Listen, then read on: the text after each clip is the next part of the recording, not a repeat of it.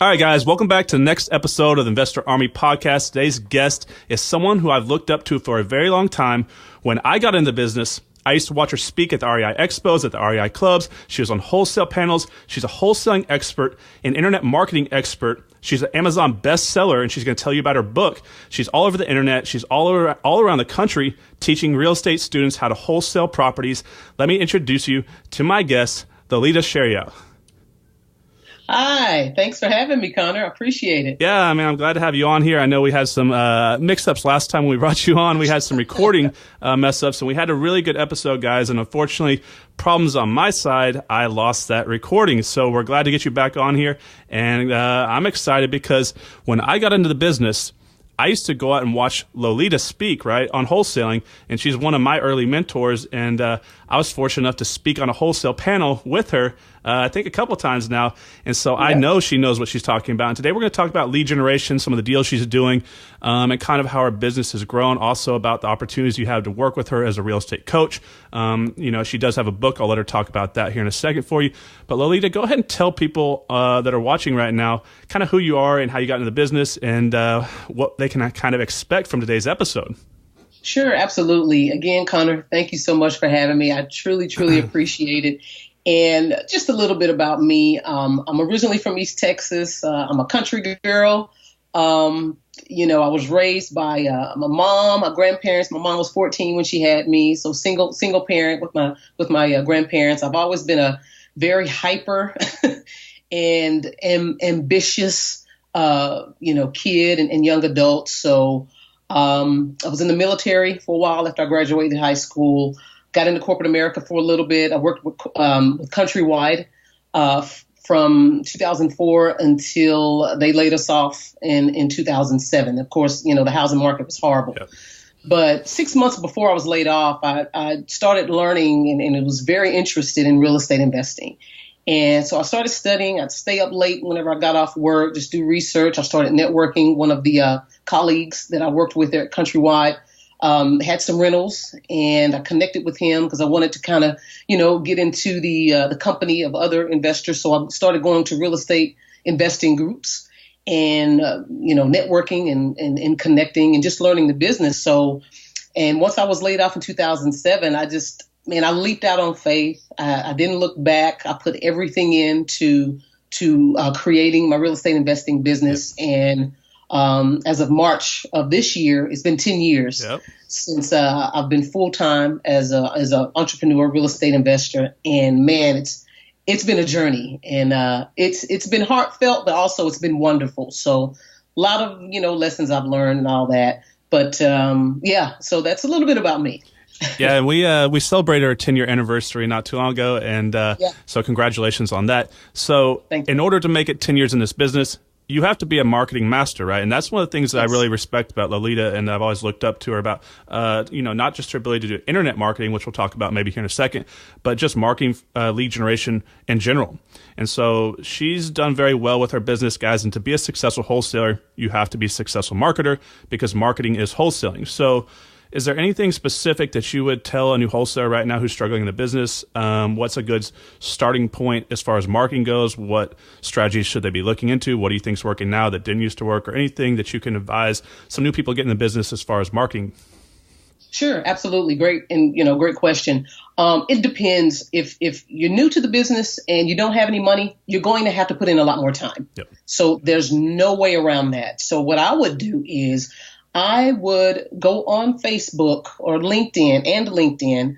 You want to start joining your local real estate investing groups and networking. You want to start going to some of these meetings and start networking with some of these investors, introducing yourself, letting them know that you're new in the business. But there's a certain area that, you're going to be marketing to find deals, and ask them if they, could be added to your buyer's list. That's what I would do. You want to build your buyer's list. You want to talk to those, network. You want to talk to those investors and see who's serious, who's buying deals, and you want to start building your buyer's list. Now, with that also, if you don't have a lot of money, you can do a number of things. You can start driving for dollars. Driving for dollars is not old. It's a lot of people say it's an old school strategy, but really it's not. It works. So I would drive certain areas that's target areas. That's good for investors that's interested in buying. You want to start writing down the addresses of properties that look vacant, there's no activity, high grass. You want to write down those addresses. You want to search for the owners, and you can simply do that as public record within the tax records, and you can simply Google your county to find that, appraisal district. You want to send them a letter, or if you want to be more aggressive, you can skip trace the address and find the owners, get the phone numbers, call them directly, let them know, hi, my name is such and such. I'm an investor. I'm interested in buying your property. It looks like it's vacant. Would you be interested in an all cash offer? So you really have to be aggressive, in that way to start, especially if you don't have a lot of money. Another thing you can do is go online. You can go online onto Zillow, some of these free sites like Zillow, like Craigslist, search and find homeowners that's looking to sell their properties fast, or, they're in a certain bind. And there's a way that you can, read certain ads and find homeowners that need to sell their house. Reach out to them, send them an email, call them. So that is the really aggressive way. And another thing you can do is partner. Find other wholesalers in your market, okay? Partner with them, especially if they have inventory, and just say, hey, can we, co-wholesale on this deal? Meaning, can we partner? If I find a buyer for the deal, can you pay me, $2,000 or $3,000? Or can we split the assignment fee 50-50? So these are only 3 of the things that you can do if you don't have any money. Now, if you do have some money to play with, if you do have a budget, let's say $500 or more a month, then I would say, yes, direct mail marketing. A lot of people think the direct mail marketing is not as effective. I beg to differ. It is, but you have to be consistent. You have to be consistent with sending letters or sending postcards to homeowners of vacant properties or absentee owners, meaning maybe tired landlords. Also, Facebook ads marketing. We've been playing a lot with that and testing a lot of different ads this year with Facebook. And we finally got, we get leads, but we finally got a deal that we closed here recently. And I can talk a little bit more about that here in a minute. And I think the total investment was maybe about $80, for the ad. And we got a deal and we closed, and the assignment was $15,000. So not bad. Incredible ROI. Yeah, I was very happy about that. But those are just some of the, a few ways, if you have money or if you don't, how you can get started in this business to start generating leads to get deals. Yeah, I mean, everybody's situation is going to be different, guys. You have to kind of look at yourself as far as, what do I have to spend for buyers, for sellers, and then for the day-to-day functions of your business? Do you need an email servicing program? Do you need DocuSign, et cetera? And she touched on something, as y'all know, if you watch our Investor Army YouTube channel, we're real big on joint venture wholesaling. If you don't have a lot of money to get in the business, because this is how I started and how a lot of people started, and Lolita's doing a lot of that as well. But if you could kind of gauge what she was, bringing everything around right there, which was social media. So she's a social media expert. She's all over there for her education business. And now she's saying she's generating leads through Facebook, which very few investors have been able to crack that code. And she's now able to do so. And $80 into $15,000, guys, I think even if you have $80, I think a lot of y'all even have $80. So tell them about your book and where they can get your book in case they kind of want to learn a little bit more. I know you have a new book coming out, right?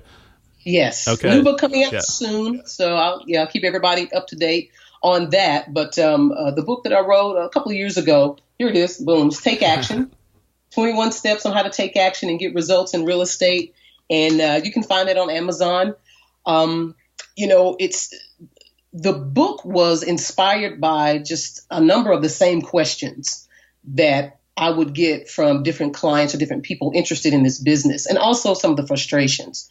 So I wanted to put together, some take action steps to help people be able to eliminate their fears and anxieties of getting started in the business, not only real estate, but any business. So I deal with analysis paralysis. I deal with being motivated, how to motivate yourself on a daily basis, and also how to start shifting your mindset to understand that you can have success. You can be successful as a real estate investor, but you have to believe it. So some of those fundamental things that's simple, yet a lot of people don't have, I touch on in the book.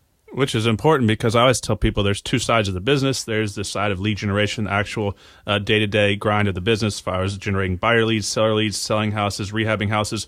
But then there's the whole other side, which is the mindset side, the belief side, the self-development side, which many people who are high-level entrepreneurs will tell you that's the more important side. And this sometimes goes over the head of a new investor. For one, they've probably never even heard of the term self-development. And so do you have any good books or any good mentors that you like to listen to, any inspirational speakers or, any motivators that you can kind of give out there to the community right now? Oh, goodness. Have several. But I will say I enjoy Grant Cardone, the 10X Rule book. If you don't have that, pick that up. It's really good.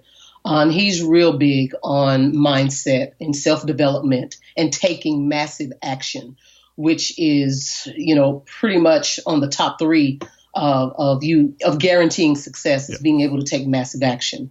Also, I like Gary Vaynerchuk. Absolutely love his energy. If you guys haven't heard of him, go check him out. And you talk about branding and social media. He's on steroids. So, and I've learned a ton from him because, like you said, you have to let people know what you do. And you have to be visible. A lot of people are scared of being visible. And it could be for a number of reasons. It could be that, the 9-to-5 job that they're on, they really don't want to mix, their entrepreneurship or their business with their 9-to-5. Okay, I get that. So what you can do is create an entity or a name where you're not using you and maybe create a logo, of your brand where it's not your face, just an idea, and promote that. But you have to understand in the day and age of business, of entrepreneurship, of being visible online, people want to connect with you. They want to see you. They want to hear you. They want to feel you. And, over probably the last 7 years that I've really been serious with social media and been consistent with my brand and posting, content, and just motivational things, I've been able to, over the last probably 2 years, we've picked up more business just from that consistency of visibility and putting content out there, helpful content out there that people can use to educate them on selling their house and also on buying houses. Yeah, I mean, it just builds extra credibility, guys. Go check her out on Instagram. She's on Twitter, Facebook. She's got a great YouTube channel. What is it, just Take Action Low, or what is it? Yeah. You can just Google Take Action Low and take the words Take Action Low. So you can Google that, and all of my social media, profiles will pop up. Yeah. So follow me. I'd love for you to follow me. Yeah. So we're talking about joint venture wholesaling, and so kind of people go into the local REI club atmosphere and get on wholesale panels and speak there to create joint venture deals. But the new age investor is moving online. So if you don't like technology, this is a skill you have to learn. Like, you don't have an option. You either learn it or you get left behind. And so that's basically what people are doing with the online social media presence. They're creating an online REI club in a way, right, nationally. And so she's able to connect with investors all around the country, and because of the ability to virtual wholesale deals, she's able to go into new markets here soon. And it's just a great way to build your brand quickly. If you're not using social media, while it's relatively cheap or free for a lot of it, guys, it's just taking the time to put the content together, and all of y'all can do this. So you got to do something to get your brand out there. And if you don't have a lot of money, you're going to have to do that to get people to want to work with you, because if you have no credibility, you've never done a deal, nobody knows you, you're going to have to get some way to get over that hump, right? And so social media is a great way, and Lolita is an expert at that. So are you doing any upcoming events here in Dallas? Or I know you're doing something, tomorrow, but probably not. Yeah. This probably won't be out in time, but I know, are you having any of your Take Action events or coming up here soon? Or actually, we're looking at planning to have a Take Action event in September. Okay. And the reason why, we haven't solidified it, just different personal things going on with family, but, and I'll share where you guys can follow me, once Connor gives me that green light. And that way you can stay up to date on speaking engagements and different things that I do in webinars. But tomorrow, which you probably won't get it out before then. But July the 22nd, let me check my calendar. I believe I'm scheduled.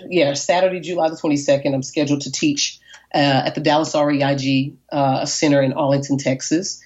And again, if you guys want more information on that, stay tuned. At the end, I'll share where you can kind of connect and follow me and join the family, so you can get some updates on things that I'm doing. Yeah, guys, definitely go check her out if you're in Dallas or even travel in, because Lo's someone I looked up to. And actually, when I started my business, I was going to watch her speak years ago.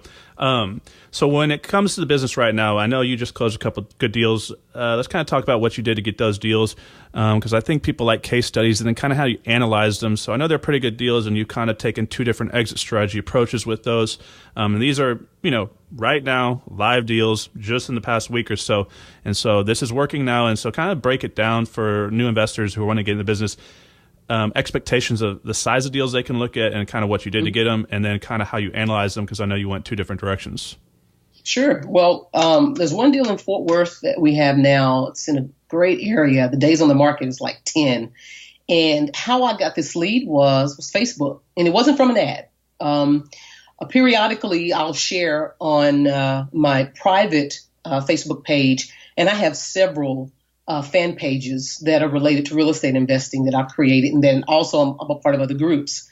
And I'll share, hey guys, if you know anybody that's looking to buy or sell a house, or if you need to buy or sell a house, please give us a call. We can close fast, no fees, blah blah blah. So it was from that post, that general post that we normally do maybe once a week or so. I had a lady that contacted me privately on Facebook and said, my husband and I have a house we'd like to sell.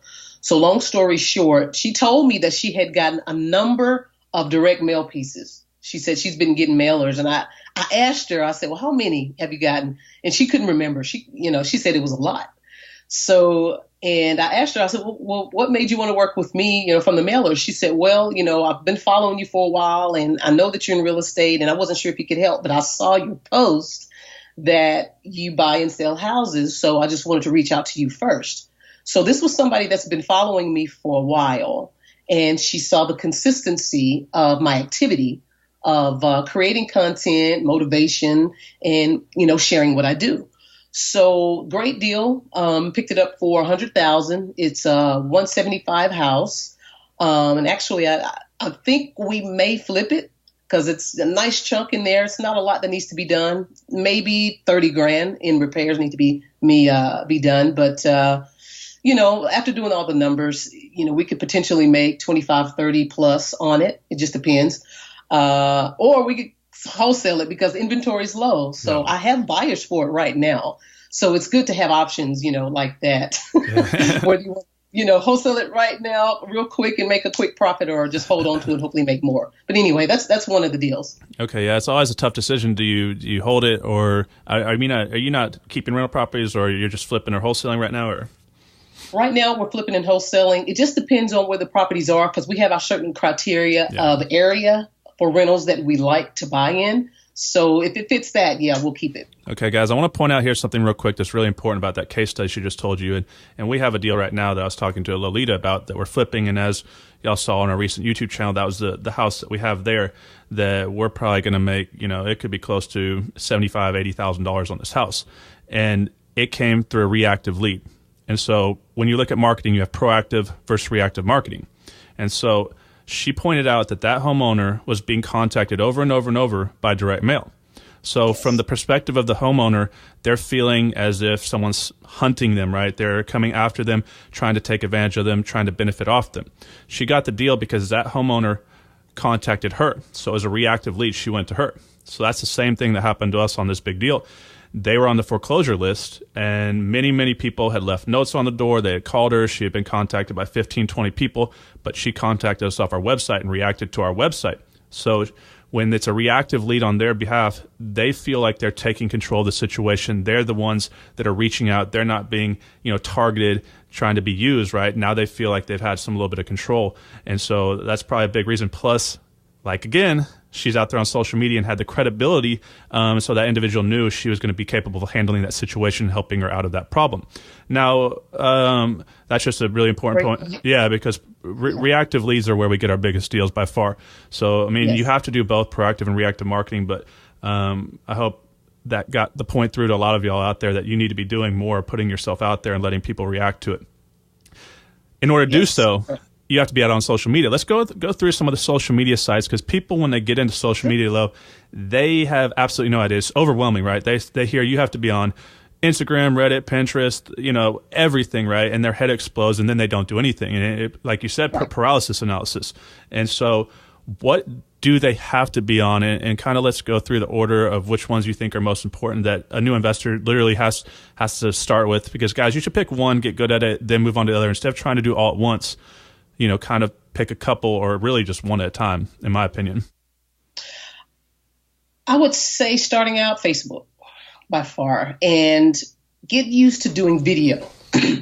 Video is so powerful, and it's a direct connection with your audience.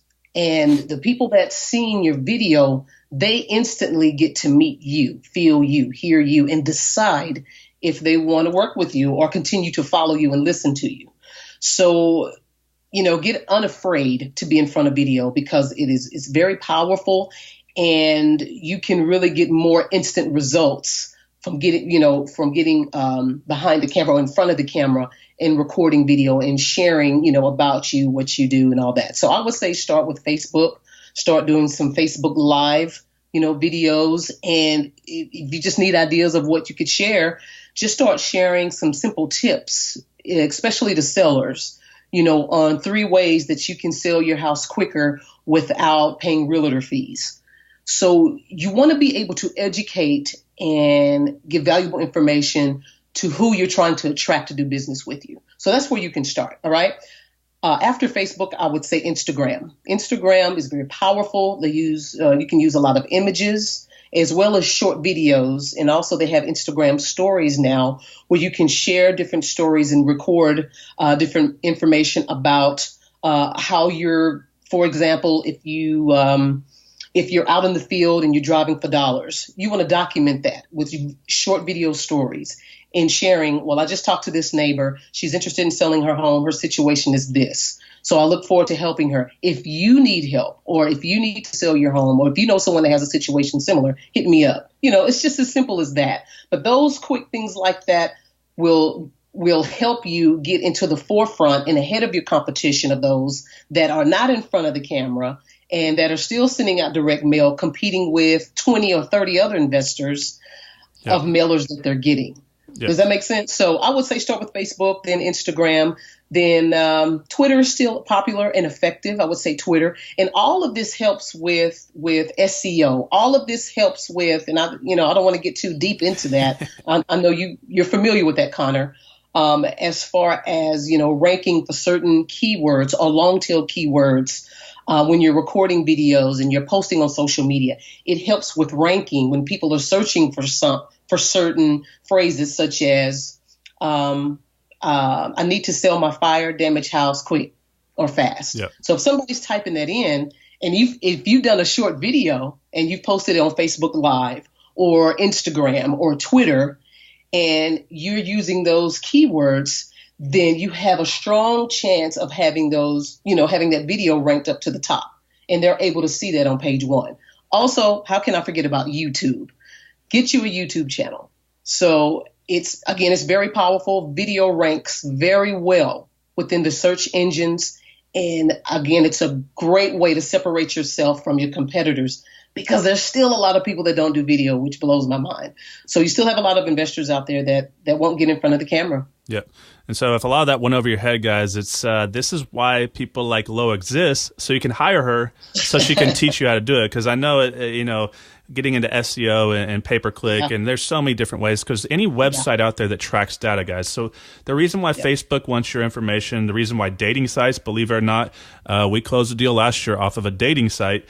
Awesome. You got to get creative, and the internet allows you to do so, right? And some of these sites that are on the down low, right, that aren't that big, you can still get in for a relatively cheap cost for pay-per-click. So when they're tracking age, sex, income, zip code, this is data that they're using for marketers to market to later and buy advertising on their websites.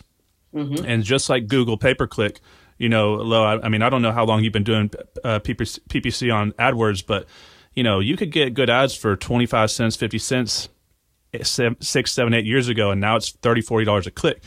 Oh yeah. Facebook. Oh yeah. Yeah. In all honesty, Google, I don't use Google AdWords because of that. You're exactly right. Facebook ads is a whole lot cheaper right now. Yeah. I believe, just through research and interacting with other Facebook marketing experts, they're anticipating the cost of clicks is going to increase on Facebook ads marketing probably over the next 2 to 3 years or more. Yeah. So now is the time to get in cheap marketing with Facebook, especially with videos. On some of the videos, we've gotten hundreds and hundreds and hundreds of views, thousands, and we're averaging 1 to 2 cents per engagement. So that's cheap. So yeah, Facebook ads for sure is probably more cost effective right now. Yeah, because you're ahead of the curve right now, and once it goes up, guys, it may not be cost effective to do it. So you may have just a short window, especially as more people start hearing podcasts like this, because it's getting more out there. But it's still kind of tough. Even some of the bigger companies we know have not been able to crack the code on that, guys. So experiment with it. And now buyers, we rent. Like if we can't rent a house on Craigslist or on Zillow real quick, we just run some paid Facebook ads in the zip code that we have, and it's rented within $25-$50 of spending it, right? So why go pay a real estate agent to list it on the MLS when you can just run a quick ads, right? Yes. So have you experimented with paid ads on any of the other sites like LinkedIn, or don't they have, and Twitter, aren't they giving that option now? We haven't done anything like that, but I know you can do that. Yeah, you can. Mainly Facebook ads right now. That was one of my goals for this year, was to really, master it in a sense, and also connect, with other experts to help our business.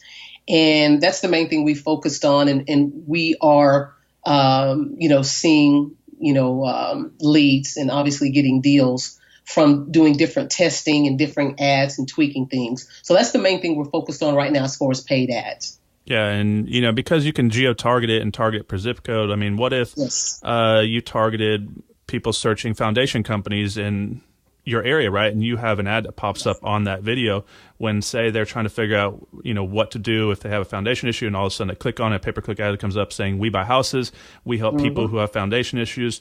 And so there's so many different ways you can get creative with it. And so you're going to have to split test a lot of different types of strategies. So can you explain what a split test is for them, and kind of let people kind of see like how you approach a marketing campaign? Because a lot of people, this is way over their head, and before they pump a lot of money in, they need to understand that you don't just want to drop a bunch of money all at once. You want to test your campaigns until you kind of see a return, or at least some type of lead generation off of it, and then scale it from there. Sure. Split testing, and to make it as simple as possible, it's mainly you're marketing to, for example, the same targeted area that you've chosen, whether it's two or three zip codes,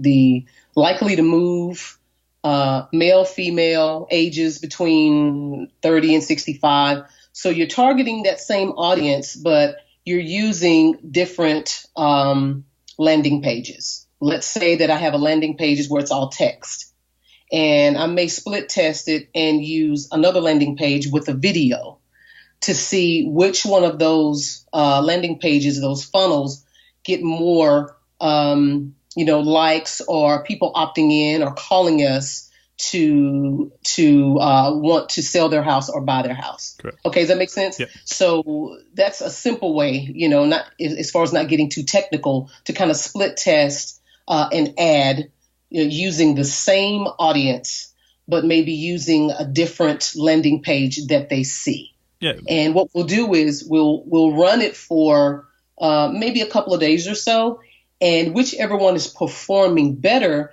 then we will scale and increase that particular landing page or funnel that got more leads, or people liking it or sharing it or commenting. Does that make sense? Yeah, it does. I mean, it's basically, guys, just don't put all your eggs in one basket. And like I did when I started, I was drinking the Kool-Aid, right? And they told me, go get high equity absentee owner list. And I was like, all right. And I got the biggest list I could afford, and I sent out like 10,000 mailers of the same mailer that was not that great. And what I should have done was I should have sent out maybe 1,000 mailers of 4 different types of pieces, or 2 different types at least.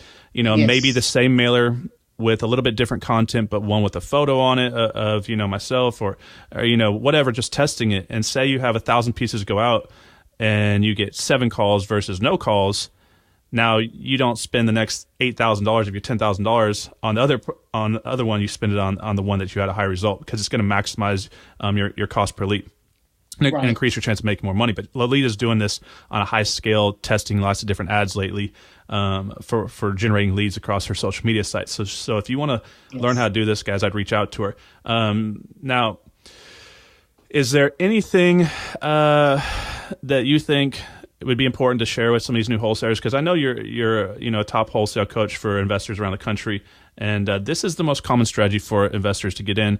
Kind of what's the basic things that they need when they start their business? Because people come to me, they want, do we need business cards? Do we need websites? Do we need an LLC? Do you think a new wholesaler needs an LLC when they start their business? Do you think they need a website? Do you think they need cards? What do you usually tell students that come to you how they start their business, kind of jumpstart? Sure. I do not encourage them to jump and get an LLC or start, investing in these, high price software, websites and all that. I do not encourage that. The main thing that I teach them is making them understand that you are a marketer first before you're an investor. So I'm going to teach you how to market to get leads, because leads is the lifeline. It's the lifeline of any business. So I really teach them how to market to find their deal. Once they close that first deal, then that's when I encourage them to take a portion of those profits and yes, go ahead and create an entity. If it's an LLC that you want, whatever. And I do encourage them to talk to, a CPA, as well as a real estate attorney, because I want them to be knowledgeable and also understand. You want to make sure that all your T's are crossed and I's dotted when you're doing this business, so you don't get hurt as you're setting up your foundation. But I do not encourage them to spend extra money on LLCs or anything. I teach them how to market so they can go ahead and get their first deal. And again, they can use some of those profits to go ahead and get an LLC and do other things and reinvest in the business, reinvest in marketing, right? Put back for taxes. So all those things are important. That's some of the things I didn't do at first. I started making money, the first few years. I was in this business probably the first 2, and man, I was like, wow, I'm making all this money, and I was spending that shit. I wasn't as wise as I am now. Yeah. But I don't want them to make those mistakes and get in trouble with the IRS and all that kind of stuff. So yeah, that's awesome. Because I'm glad that you said that, because I tell this people to my students and everybody around all the time, and it's good to hear it from a second person outside of me telling it to them directly, because they come to me, do I need asset protection? Do I need a CRM, right? Do I need to get an LLC? And I'm like, look, you need leads, just like you said. You need leads. You need to take that money you'd be wasting on all that other crap, right? Because when I started my business, I think I had almost 20 different monthly subscriptions to all sorts of different things that I didn't even use, and it almost bankrupt me, right? And so, guys, you probably need a website, right? You do need a website, even if you're not generating leads with it. So when you're looking at a website, there's 2 different parts to it. You can have a lead generating website, which you're actually using pay-per-click or SEO, but you just need a site for credibility. So if you're sending out direct mail or running Craigslist ads, guys, you have to have something out there. So say Lolita has a website and she's got all her social media out there, and I'm new in the business and I have nothing. I don't even have a website. And she goes to the same house I do, and she makes a $100,000 offer, and I make a $100,000 offer. They're going to look us up. This happens to me all the time. People look me up and say, Connor, I researched you online. I like what I saw, and that's why we're going with you. If they look me up and I'm nowhere to be found, and they look up Lolita and she's all over the internet, who do you think they're going to go with? Who's more credible? And so I'm going to lose that deal to her all the time. So don't be so focused on all those other things that you think you need, that these other seminar gurus are trying to sell you. Just focus on leads and put all your money into generating buyers leads and seller leads. And I think you're going to do just fine, right? Yes, I agree. Yeah. Well, Lo, I know you got to run. I am grateful and thankful to have you on here, and I think you gave a lot of great advice. And guys, if you want to learn more about social media investing for your real estate business, you should reach out to Lo. She's one of the nation's leading experts on this, especially for wholesalers. And you can tell them how to get a hold of you right now and give them some of your information. So if they want to reach out to you, now's the time to give them that information. Awesome. Sure. Just simply go to takeactionlo.com. Again, takeactionlo, and LO for low. And I have an audio I recorded. It's 7 Secrets to Real Estate Wholesaling Profits the Gurus Don't Tell You. So it's really a good audio that will help you. It's free, so it's my gift to you.